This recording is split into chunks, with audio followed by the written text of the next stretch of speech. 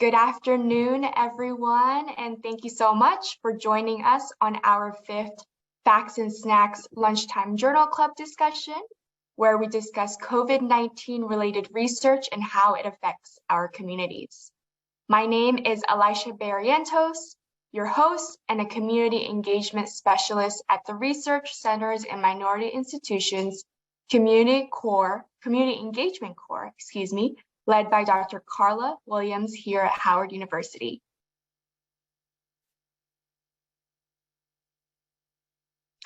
Our group's primary goal is to ensure that RCMI-supported research addresses the needs and interests of the local community. To achieve this, we partner with local organizations to address health-related concerns, promote community participation in research and partnership with researchers in study design and execution, and ensure research findings are shared with relevant communities. The CEC offers consultations to Howard research teams to incorporate community engagement best practices into their projects, as well as facilitate community partnership introductions and more. I am very pleased to welcome Dr. Bruk Getachew as our speaker this afternoon. Dr. Getachew received his bachelor's in biological sciences at Peru State College and his master's in genetics and PhD in pharmacology at Howard University. He was a postdoctoral fellow at Indiana University School of Medicine's Department of Psychiatry and a postdoctoral research associate at Howard's Department of Pharmacology, where he is now research scientist, working on the discovery of novel therapeutics by understanding the neurobiological substrates of different neuropsychiatric, neurodegenerative, and addictive diseases. He has over 40 peer-reviewed publications and 2 book chapters and has presented at several international conferences. Dr. Getachew's main areas of research include advancing basic and mechanistic research related to the development of novel therapeutics, as well as testing repurposed drugs for treatment of neurodegenerative diseases. He focuses on testing natural products such as flavonoids, gut microbiota-derived short-chain fatty acids, or SCFAs, as well as repurposed drugs such as anthelmintic moxidectin in an in vitro model of Parkinson's disease. Thank you so much for joining us today, Dr. Getachew. You can go ahead and share your screen.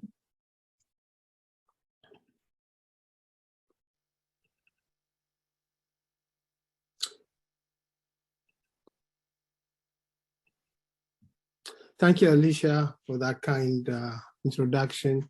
It's indeed a pleasure to be here talking to our colleagues from Howard and scientists from all over who are interested in every endeavors of science. It's my pleasure to talk to you about problems of coagulation in coronavirus. And to give you a little background that we have always been interested in science, particularly when it comes to therapeutic targets. And curiosity gets us when the first report came out from Wuhan, China, that there was some coagulopathy issues related to COVID. And soon after, there were plenty of research that corroborate those findings. And at that time, our lab, Dr. Tizabi and I, have done some review publications on vitamin D and ACE system in COVID. And when this coagulopathy issues surfaced, and when NIH, particularly the National Heart, Lung, and Blood Institute, held a 2-day workshop on the topic, it suggests that this issue now, COVID, is not only a pulmonary illness, but now it might be a cardiovascular issue. And we were interested, since you're already one leg in, why can't we just review the literature in that topic and see if there are some novel determinants that might be involved in this coagulopathy. So the literature was rife, actually, with topics and it really shows how wide net we have to cast in science, even though we each toil in our labs individually, isolated. The science itself is connected. We have to connect with everyone in every discipline.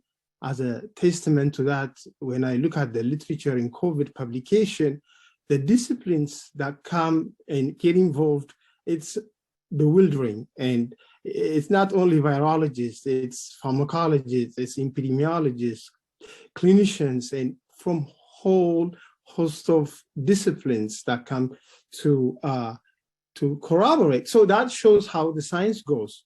So having said that, I will introduce few important concepts here.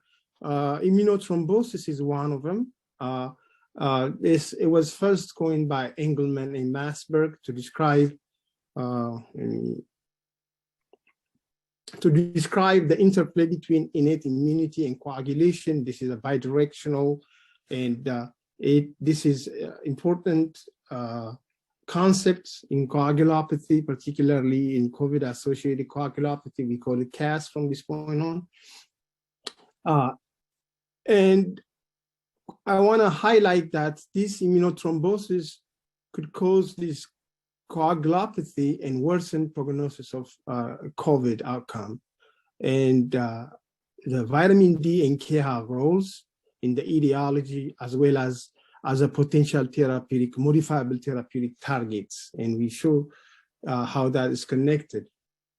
So when we talk about COVID, it's most people, as much as 80%, are asymptomatic, and they don't show any signs or little to mild signs of the issue, but fever, cough, and diarrhea, maybe headache, and the other 15 to 20% would have significant signs, including development of respiratory distress, even septic shock when it progresses to critical stage. These are people with advanced age or comorbidities or people from non-white race. So with people with comorbidities, the mortality could rise up to 20%, but in people in general population with less severe symptoms, it's less than 5% mortality. So this is to show that most of the thrombotic complications are in people with either ICU or people with extracorporeal membrane oxidation. So these are critically ill people that present with CAS. So to talk about the virus itself, this virus has some glycoprotein structures that would enable it to recognize the receptor. The receptor is ACE inhibitor, ACE receptor type that has been already discovered for the other type of the coronavirus 1. And this subunit, the first subunit, subunit 1, recognizes the virus and help with attachment, and subunit 2 facilitates the transport into the inside the cell. And we have, these are the subunits that recognize and attach the cell into the ACE2 receptor. And in the host transmembrane, there is the TAMPRESS2. This is a protease, serine protease enzyme that would actually groom the S glycoprotein to facilitate the entry into the cell. Once inside the cell, it usurps the machinery of the cell and translates its messenger RNA translated into its protein. In that process, it also could suppress translation of the host messenger RNA, including a downregulation of H2 function, receptor function.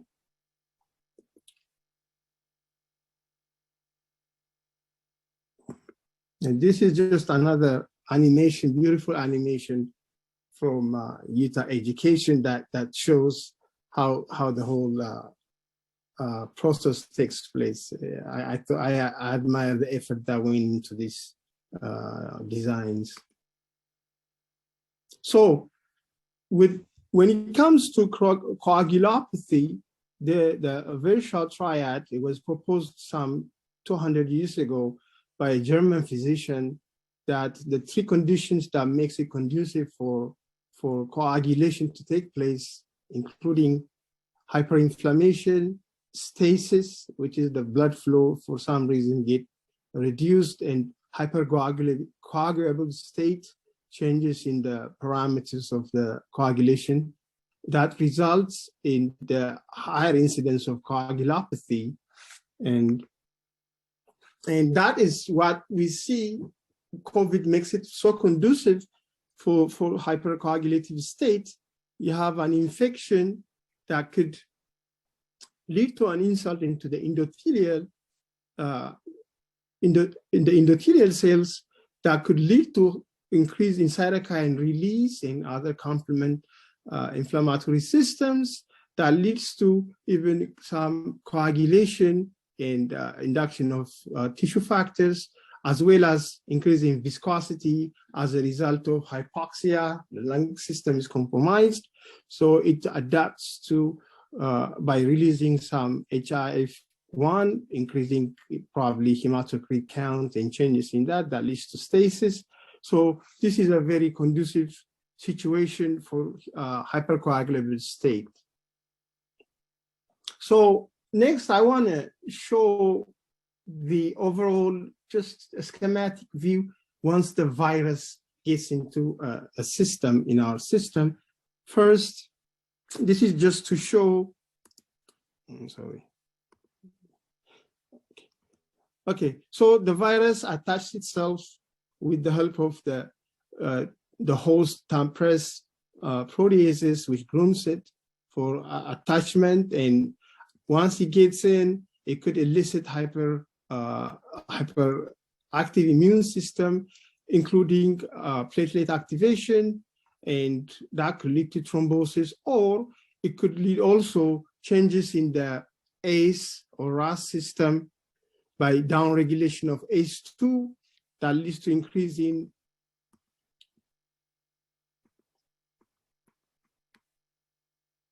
I don't know why my thing is not working.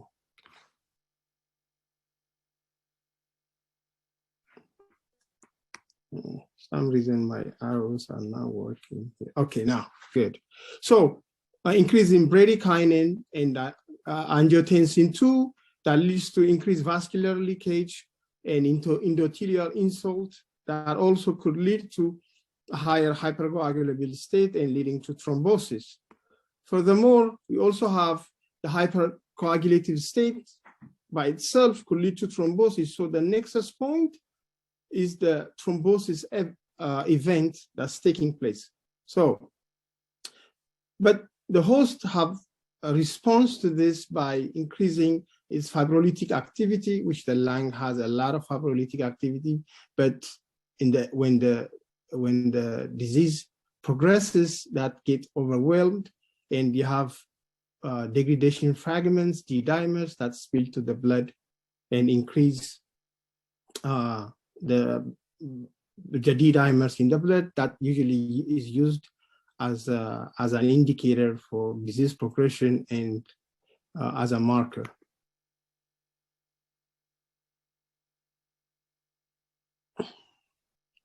So this is just to show you what, those markers go up, and in fact now the international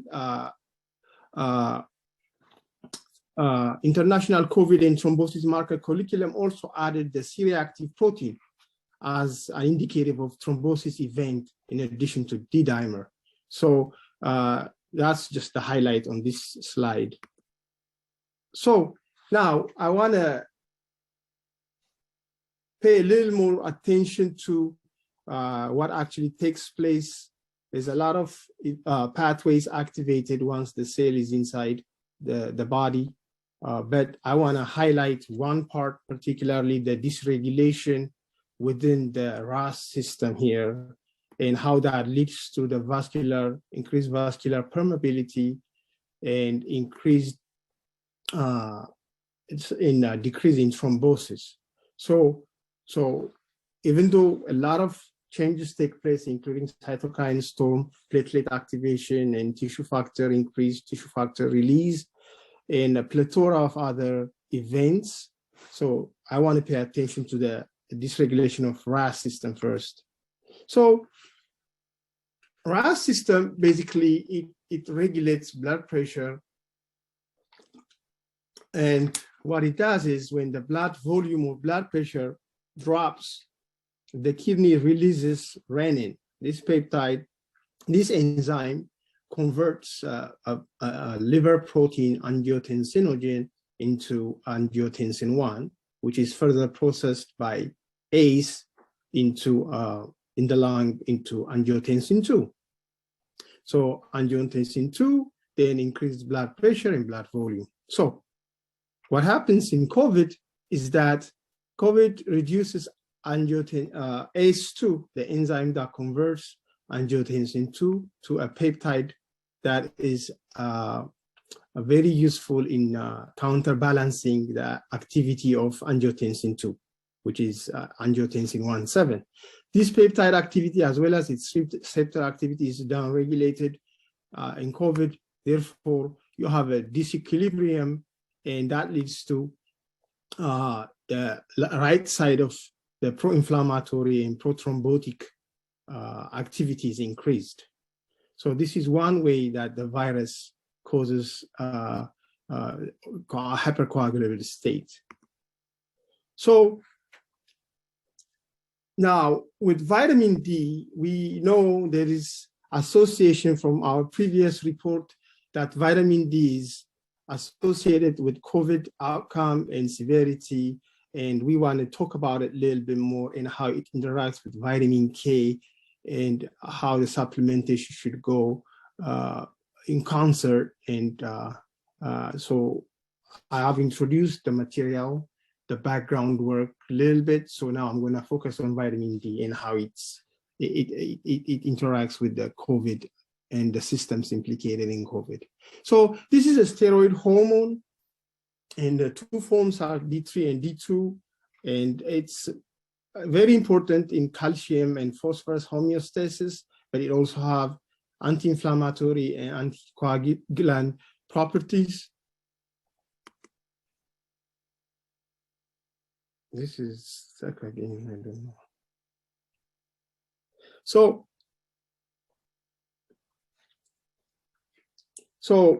in our skin, the 7-dihydrocholesterol is converted by UVB light into previtamin D3. This previtamin D3 is transported to the liver, where it gets hydroxylated by these two different enzymes. These are cytochrome P450 enzymes. And once it's hydroxylated, this is the 25 hydroxylated D vitamin, and this is what is measured in the blood to find out the status of vitamin D.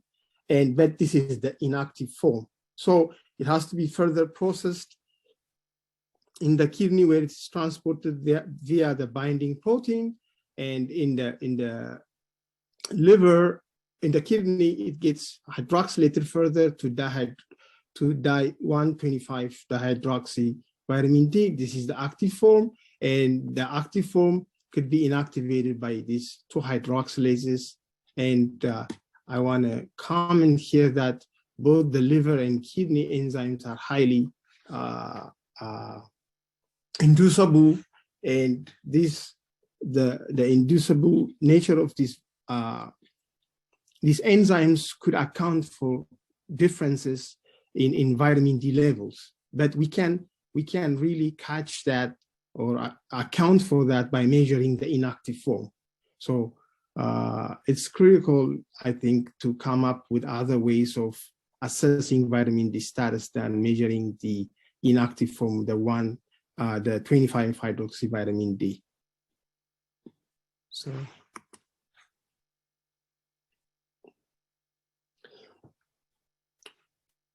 So this is just to reiterate what I already have said. So there is interaction with vitamin D. It actually reduces the virus entry And then there's a negative association between the status of vitamin D and thrombosis. Therefore, vitamin D deficiency increases the severity of COVID-19. So now, when we look at the RAS system, as I showed earlier, the normal physiology, and then when COVID affects that system and causes an imbalance in the RAS system, where you have upregulation of ACE2 and upregulation of angiotensin 2 and downregulation of the ACE2 activity, leading to pro-inflammatory state. But with vitamin D is a negative regulator of angiotensin, the RAS system, and it reduces the reduction of ACE2. So you have higher ACE2 activity that leads to increased MAS2 receptor activity, leading to the anti-inflammatory and anti-thrombotic effect. So now, the other vitamin that work in concert with vitamin D is vitamin K. And it's a very essential vitamin. There are many proteins that use vitamin K as a cofactor. And it's important for elastin fiber health, for coagulation, and other extrahepatic tissues, including the vasculature and bone, need a vitamin K to activate some of the matrix proteins, including MGP, which is a matrix protein, MJ, and osteoclastin, and different proteins that are activated by vitamin K. So they have two different forms. One is the K1 and the other one's K2. And the K1, usually we get it from green leafy vegetables, and it's very important for clotting, and usually found in the liver. And vitamin K2, it's extrahepatic mostly, and this is important in calcium mobilization, and it's primarily from bacteria origin in the gut, fermented food, meat, cheese, have it. And I want to comment here that fermented foods, including gut microbiome, very critical for converting vitamin K. We know that changes in microbiome affects health. We call it dysbiosis. It has been shown that it's involved in a lot of health issues, even psychiatric illnesses, and other plethora of health effects, where this gut microbiota is involved in helping metabolism of fibers, including butyrate. We have published a few papers on that. Short chain fatty acid, important in colonocyte health, and also bidirectional communication in the brain. And these short chain fatty acids, they maintain psychiatric health as well as neuronal health. So we know from the literature that gut microbiome health is very important, and that has something to do with vitamin K status as well. This is another important point of interest as a target that could be looked at, and to see if dysbiosis impacts vitamin K status, and if that has any relevance to COVID outcome.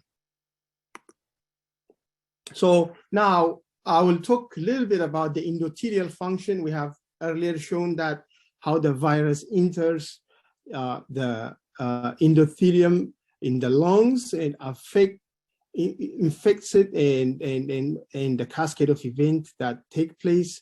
But endothelial function is also protective, like we showed earlier, the barrier to protect us from foreign stuff, and regulate the vessel blood pressure, importantly blood pressure, and another important function, including immunothrombosis, besides cardiovascular health. Immunothrombosis, as I showed earlier, this inflammatory response and thrombotic events following an infection, very critical in the development of coagulopathy, and we believe that vitamin D and K play a vital role, and I'll show in the next few slides how they play that role.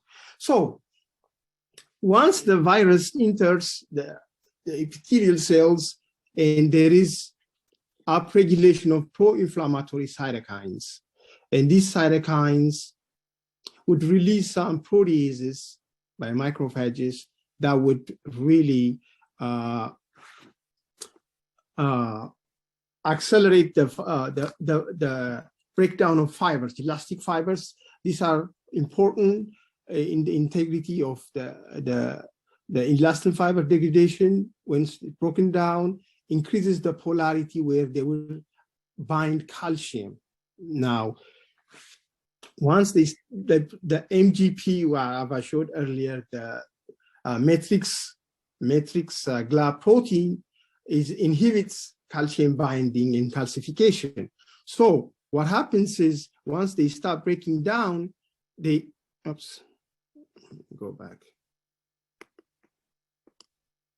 Once they start breaking down, they bind calcium, and also here, this part, let me see. Okay. Now, once they start breaking down, they will bind calcium, and then they start getting calcified. And to compensate for this, vitamin D, what it does is it upregulates MGP, the matrix GLA protein synthesis. So now this MGP has to be carboxylated by a vitamin K dependent mechanism. So that increase upregulation in this MGP by vitamin K or the body's other adaptation mechanism would put an increased demand on vitamin K, and that could lead to deficiency in vitamin K. So this deficiency in vitamin K would create another issue where the body has to prioritize between carboxylating the endothelial protein S, which is anticoagulatory system component, versus going through the vital and very important thrombotic factors in the liver. So the priority is the liver gets priority, and they would shift the vitamin K mobilization towards the liver, where pro-coagulatory tissue factors are activated, like factor 2, over factor S, which is anticoagulatory protein in the endothelial cells. So this is a very critical point I want to make here, that vitamin K, besides ensuring that the integrity of the elastin fiber by carboxylating MGP, it's important that we have to also maintain vitamin D levels, because by just supplementing vitamin D by itself would just increase the MGP, and that would lead to a need for more vitamin K. But in a situation where we have deficiency in what we call micronutrient triage, when the body shifts the need for liver demand for vitamin K over other proteins such as protein S. So in summary, this immunothrombosis can be a major contributor to COVID pathology. We also know that vitamin D and vitamin K directly or indirectly regulate some of the pathways, as I showed earlier, like such as the RAS pathway or the elastin fiber integrity pathways, and their deficiencies can exacerbate the COVID-19. Therefore, the supplementation must be critical in how we do it. So we have to optimize vitamin K and vitamin D before acute COVID vaccine infection. That may help in immunothrombosis. However, vitamin K must be administered prior to or simultaneously with vitamin D. So with this, I will conclude my talk, and I would like to acknowledge the organizers. I thank them for organizing this, and Alicia for coordinating the presentation. Thank you. And Dr. Tizabi and Dr. Chuka for your collaboration and continued insightful collaboration and work efforts. Thank you. Thank you so much, Dr. Getachew, for your wonderful presentation. At this time, we will go ahead and take any questions. There are a couple that were placed in the chat. First, are the elastic fibers primarily made of microtubules, actin, actomyosin, intermediate filaments, a combination, or something else entirely? I'm not sure. I'm not sure. I'm not sure to answer that. I don't know. Maybe someone who's more qualified than I am who can answer that question. I think elastic fibers are made primarily of elastin, and as has been mentioned, all those proteins, and it's really microfibrillary proteins that make up elastin, but it's primarily the elastic fibers are made of elastin that gives it the flexibility of conducting the blood flow. Thank you so much. And please feel free to answer either of you as well. We have Brian Person ask a question. If you'd like, you can go ahead and unmute and ask your question.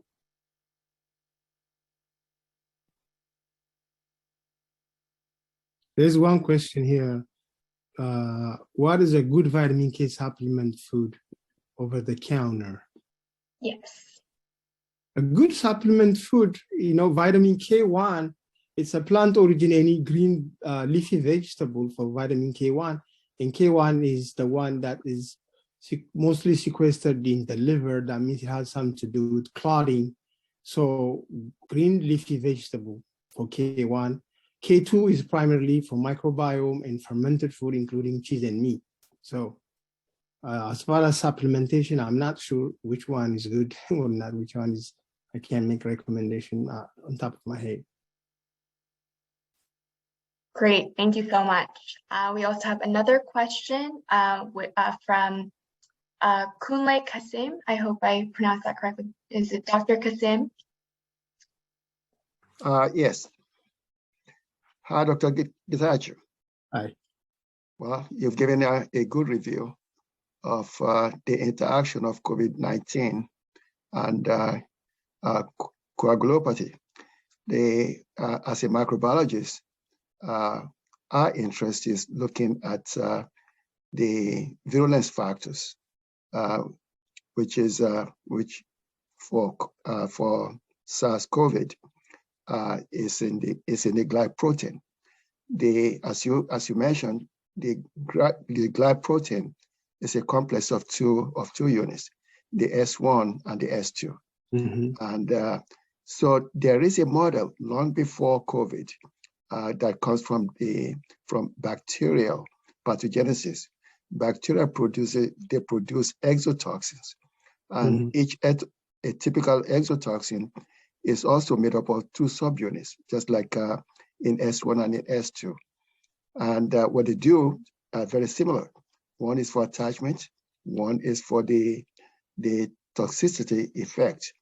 The interesting part of it, what I was looking for in your presentation, which you alluded to, is the role of the glycoproteins, glycoprotein S2 in the pathogenesis and severity of COVID. You also mentioned, you also touched on the cytokine storm, which as microbiologists is of interest to us. All of the cytokine storm is all initiated by the bacterial factors through the cytokines, the production of the cytokines, the massive production of the cytokines. While they decrease the bacterial of the viral load, they also cause a lot of damage. And that damage becomes evident in the coagulation and the disseminated the DIC. So all of those clots are what block the blood circulation and reduce the nutrients to the vital organs. So with that reduction of oxygen, hypoxia, and all of that, that leads to the onset of the multiple organ failures. And it's well known that individuals who are severely affected by COVID do have reduced production of interferon gamma. And that's a critical, that is a critical issue that has not been really looked at. Are those individuals, is that a genetic disposition, or is just due to the severity, overwhelming of the immune system? So I was hoping that if you could trace the infection and the role of the of vitamins D and K. D and K, as you said, is all produced in the gut of the gut of the host, more so in the colon with the microbiome.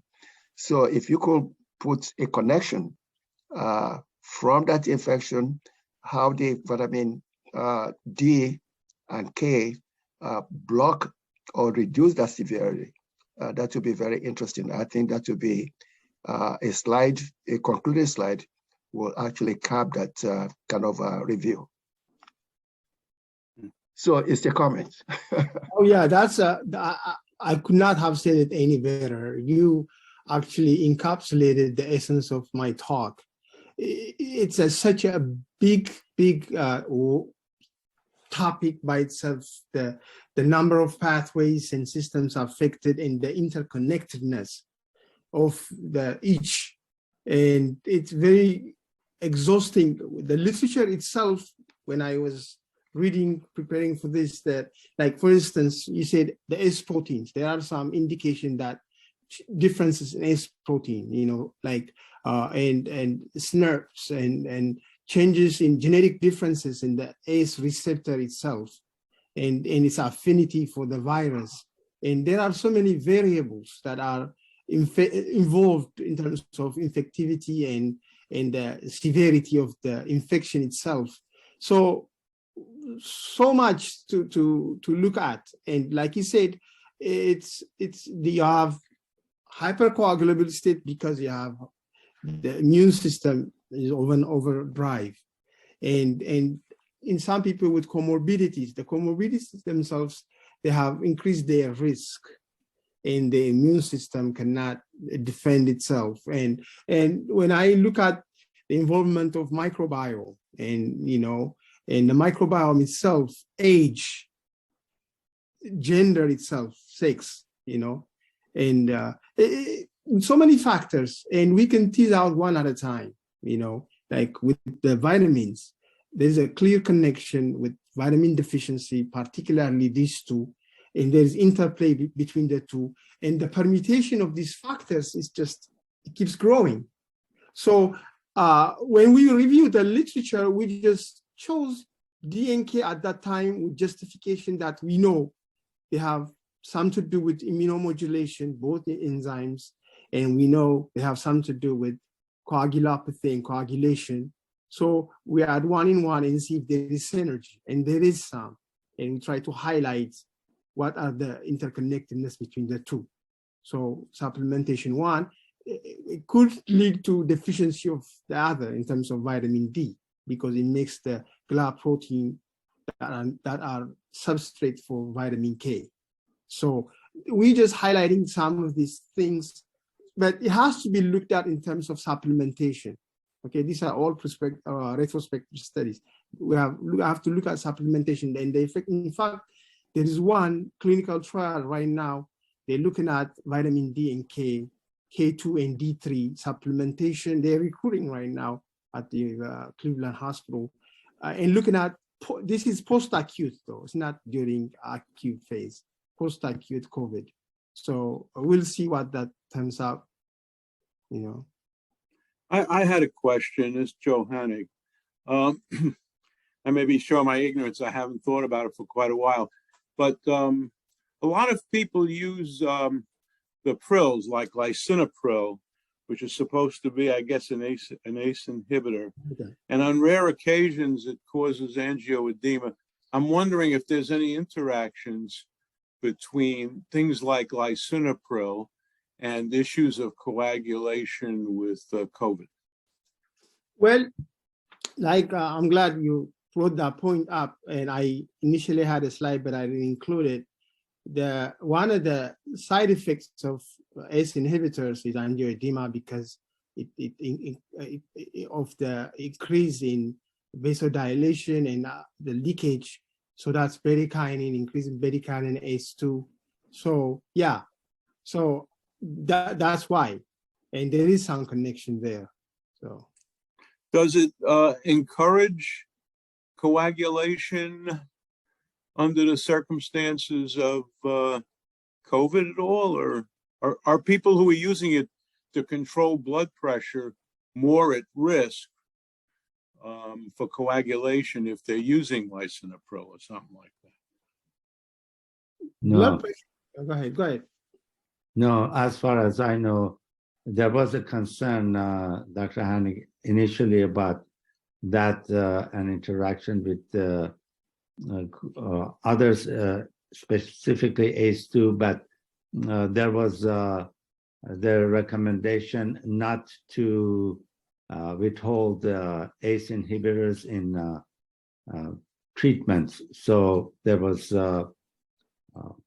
apparently no harm from continuing with the ACE inhibitors for the blood pressure. But I wanted to bring something very important in relation to Dr.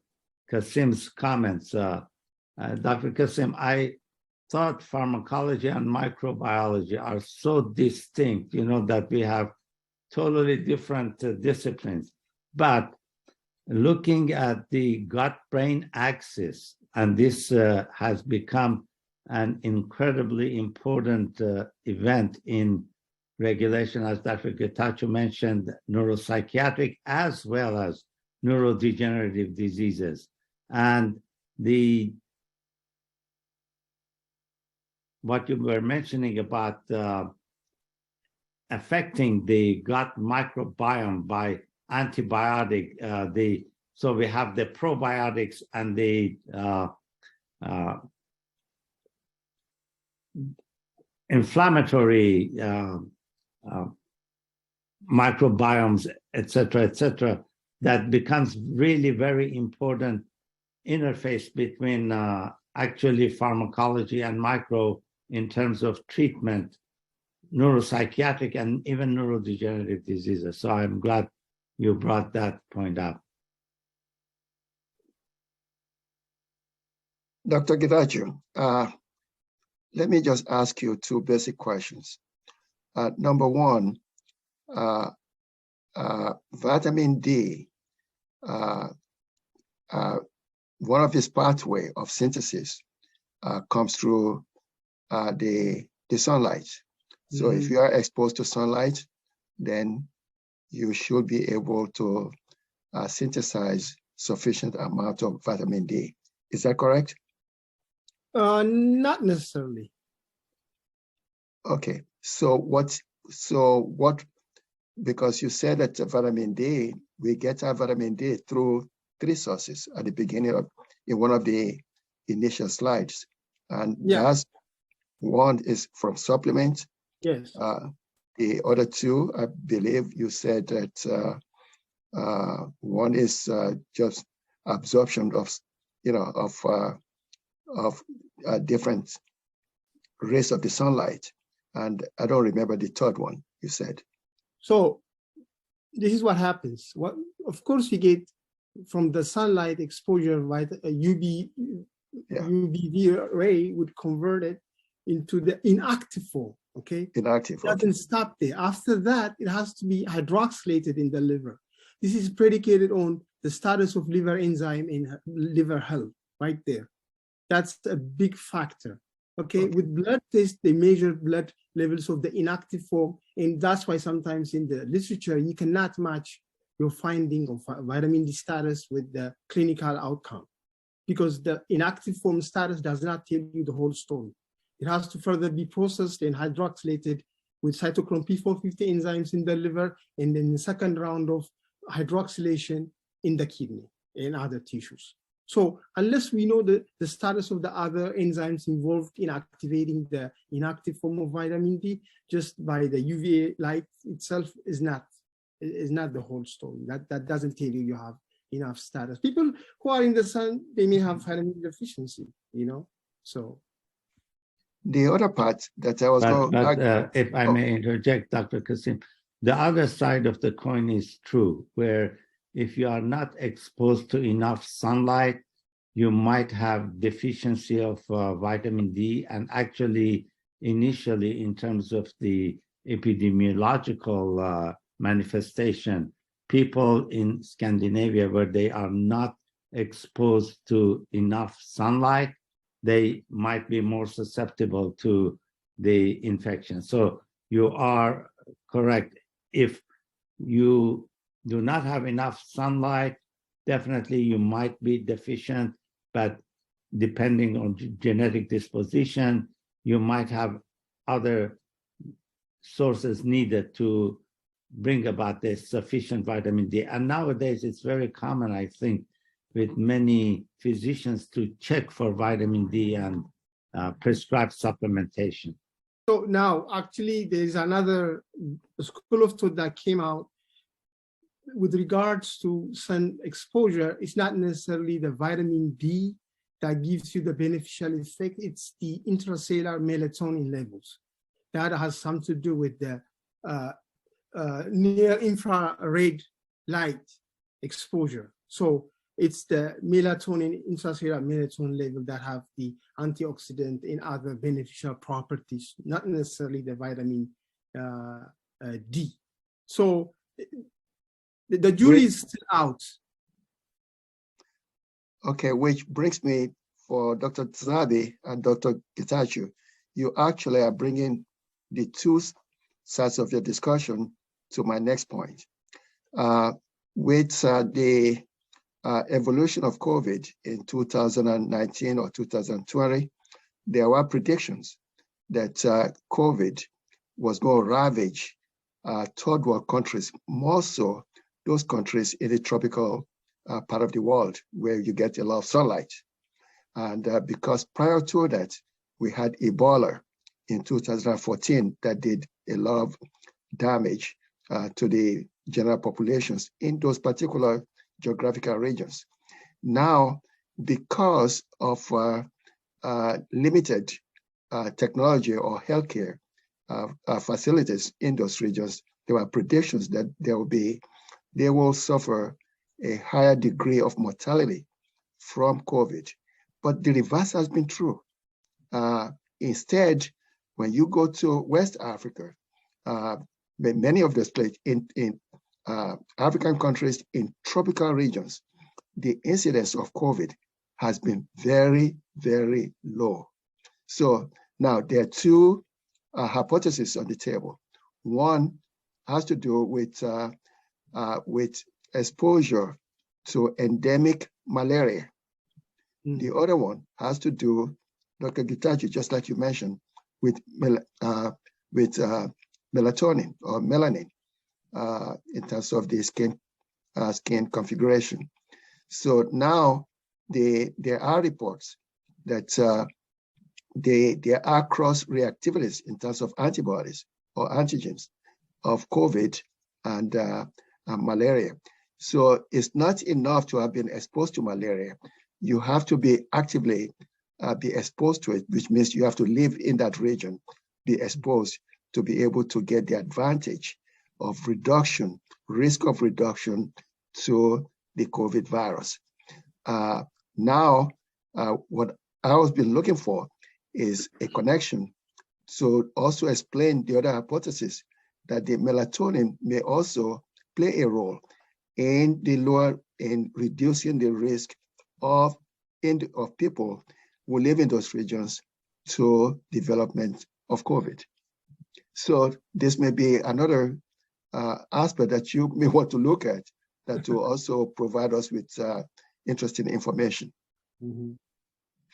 Yeah, that's the beauty of the science, you know, how you start in the left field, and it's like football, you know, you start here and you follow the ball and you end up in the other side, even though your position is, you know, back there. So we just follow the ball, the proverbial ball, you know, wherever the science leads us, we go. And like you said, we don't know why. It could be the relationship with exposure to malaria. That's in fact with sickle cell. You know, in Africa, malaria is #1 killer. So sickle cell does not host the schizoids, so they survive malaria. So it's selected for. But in America, it's a whole different story. 1 in 500 African Americans suffer from sickle cell because malaria is not a killer anymore. So on the flip side of that coin, if you go back to Africa, they may have some, like exposure to malaria may give them some benefit in terms of COVID resistant, you know, and also the fact that the intracellular melatonin levels, we don't know. That has to be studied. As far as I know, I don't know if there's a study that has been done to corroborate that contention, but it's possible. And, you know, it's just, we're just scratching the surface and we just making this little connection in the big jigsaw puzzle. So, so Dr. Kasim, this relation with malaria, do you think that because of the exposure that their immune system is now strengthened somehow, that now they can withstand the COVID a little better? Is that because, you know, like the whole idea of vaccine is towards this same virus probably, but if you have your immune system enhanced via any different mechanism, do you think that exposure to malaria might have boosted their immune system to withstand the COVID-19? I don't know much about immunology, but just curiosity. Well, this is particularly unique to one form of malaria, not other forms of malaria. With malaria, the two major malaria parasites that are involved with severity and mortality are the falciparum that you find in tropical Africa, other parts of the tropical regions of the world. The other species of malaria is the one that you find in the Eastern Horn, like in Ethiopia. But the immunity to the COVID has been with the falciparum one. So that then raises the question whether this is genetic, because we also do know that individuals with certain red blood antigens, like the Duffy antigen, people of West African ancestral origin, they carry the Duffy antigen. People in the the Horn of Africa, like in Ethiopia, do not carry the Duffy antigen. So the Duffy antigen is required for you to become susceptible to the type of malaria that you find in the Horn of Africa. So therefore, and also in India and other places, and Thailand. So therefore, people of West African origin are not susceptible to that malaria species, which is obviously a genetic factor. So now, the hypothesis is that, well, because of that, the people have speculated that there must therefore be a cross-reactivity between a COVID antigen and a malaria antigen, that if you develop immunity antibodies from active infection, that you also become immune to the COVID virus. Thanks. So there is some Can I comment here? Oh, certainly. Yeah. Hi, Dr. Bruk. Nice talk. Very nice talk. So my question is regarding solution to the challenge to the association between vitamin D deficiency and coagulopathy. So clearly supplementation of vitamin D is suggested, but this doesn't mean anything unless the liver health is okay, because of the key step, that hydroxylation at 25 position occurs at the liver, which is in fact, as you clearly indicated, this is the one which is measured. Therefore, liver health is very important. Second, so this is inactive, this is not functional.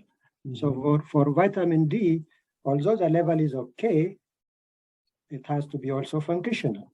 So for that, then kidney plays a very important role, where hydroxylation occurs at position 1, resulting in active form of 1,25-dihydroxycholecalciferol, which is basically doing the main job of vitamin D.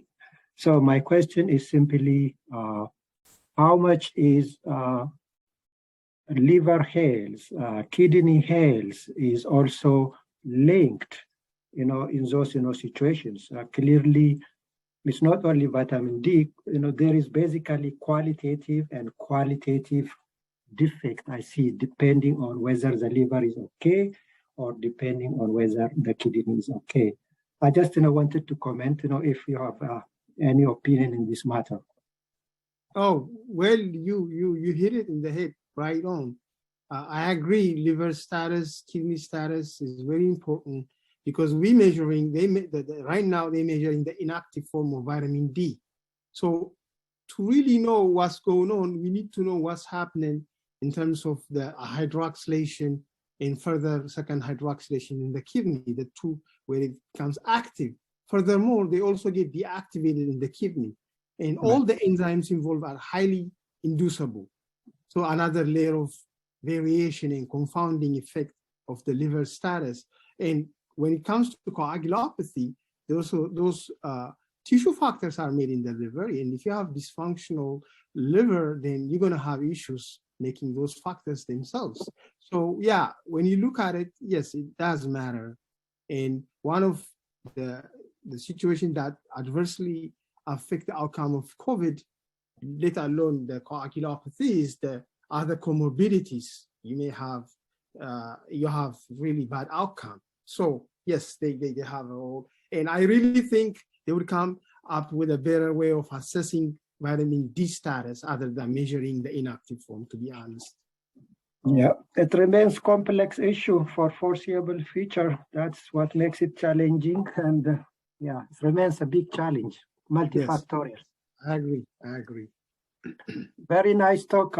It's really very illuminating discussion. I have another session to attend, so I have to leave you guys. It's very good talk, Dr. Bruk. I commend you. Thank you. Thank you, Dr. Bagdada. No problem, Alicia. Take care.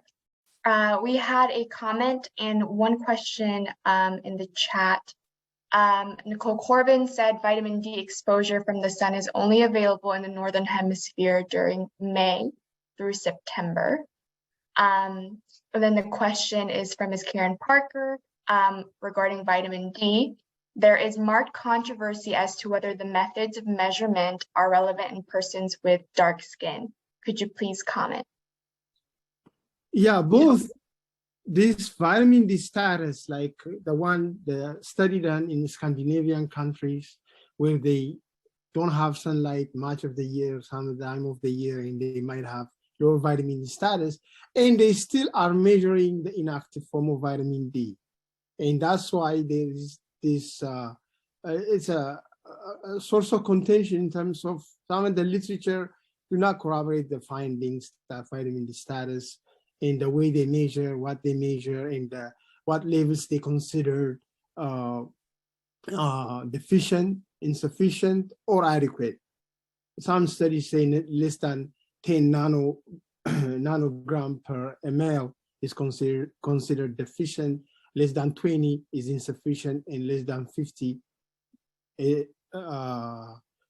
more than 50 is sufficient. So all these variables, yeah, matter. And as far as the controversy with dark skin, and it's the consensus I've seen in some of the literature is not the vitamin D per se, but it's the melatonin, intracellular melatonin levels.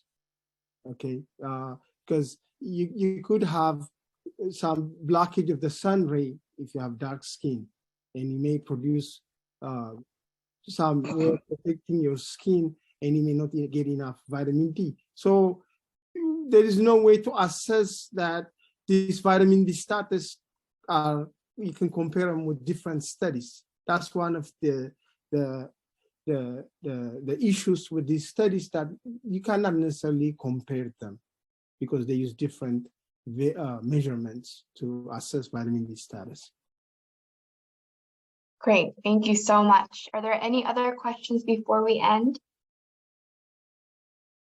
Oh, Dr. Tizabi, you're on mute. Sorry, just one correction. When we talk about skin, is really melanin. Melatonin is what is synthesized in the pituitary and has a role in the regulation of sleep and whatnot. But when we talk about skin, is that the pigment is melanin that gets confused with melatonin, just to make that. No, melatonin, we're talking about the intracellular melatonin levels for protection in terms of oxidative stress and other insults. I'm not sure. I think it's melanin, I believe, for the pigmentation. Not pigmentation. I'm not talking about pigmentation. I thought, well, we have to look at that. We have two experts. I thought melatonin was with the pituitary, and I didn't know that it existed in intracellular cells, but we'll check it out. Great. Any other questions? Alrighty, well, thank you so much, Dr. Getachew, for taking the time to tell us about your research as well as answer questions during our discussion. We want to thank everyone who joined us and for participating in this discussion. Please feel free to email us at rcmi-cec@howard.edu. I also placed it in the chat. If you have any further questions about today's presentation, or if you would like to learn more about how we at RCMI-CEC can support your research projects, please join us for our next Journal Club meeting as we discuss social media engagement and mental health of teenagers during the COVID-19 pandemic. I will be sure to send the registration link on a follow-up email to all those who participated in it and registered. But until then, we will see you on the next Journal Club. Thank you all so much. Take care.